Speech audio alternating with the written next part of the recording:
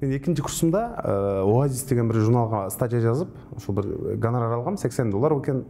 Аны мага аябай көп көрүнүп ал убакта. Анан ошо айылга үйдө апамдарга, бир туугандарыма продукт, керектүү нерселер жөнөткөмүн да. Анан үйдөгүлөр аябай сүйүнгөн. Биринчи айлык алыптыр, өзү студент болсо деп. Прагада 1 жылдык контракт менен барып, 10 ай болгондо 2 ай калганда Кыргызстанга басып бергем. Кайра. Мен мындай Кыргызстандан башка жакта жашай албайм да. Анткени командировкага барганда дагы мага 10 күн аябай көп.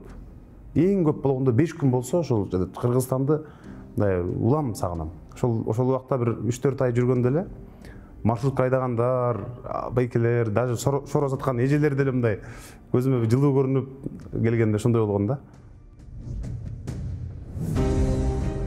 Үй бүлөм, балдарым, келинчегим, байкелерим, апам, үйдөгүлөрдөн мындай. Анткени саясатта ар кандай окуялар болот, настроениең чөт кээде.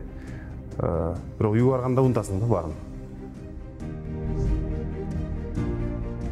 Кыргызстан 7 жылдан кийин биз тышкы карыздан кутулган, демократиялуу, сөз эркиндиги калыптанган, адам укугу корголгон өлкө болот деп мен мындай ишенем. Биз ошол үчүн күрөшөбүз, сөзсүз түрдө. Адамдар мындай эркин ошол эле убакта өнүккөн өлкөдө жашаш керек. Бизде азыр эркиндик калыптанып келатат, бирок мындай өнүгүү аз. Өзгөчө менин ушул Кыргызстандын тышкы карызы көбүрөөк ойлонтот. Ошол маселелерден мындай көз карандысыз болуп чыгабыз деп ойлойм. Баарыбыз бири-бирибизге жардам беришибиз керек. Экологияны сакташыбыз керек.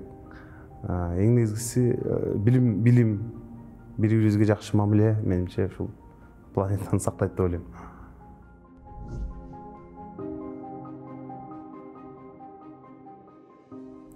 Кыргызстан мындай бактылуу, бардар адамдардын өлкөсү болсо деп ойлойм, кыялданам.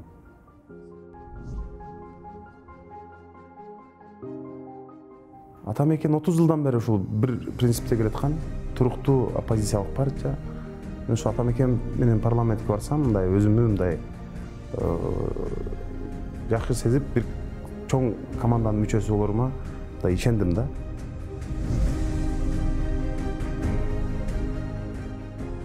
Атамекен күчтүү, принципиалдуу адамдардан чогулган мындай бир профессионал команда да азыр. Жаштар, тажрыйбалуулар бар. Мисалы башка көп партияларды мен көрдүм. Көпчүлүгүндө акча көп, бирок идеология жок. Бирөөсүндө бийлик бар, бирок күчтүү команда жок. Биз ушул бийлигибиз да жок, акчабыз да жок, бирок бизде ишенген мындай жөнөкөй адамдар бар да.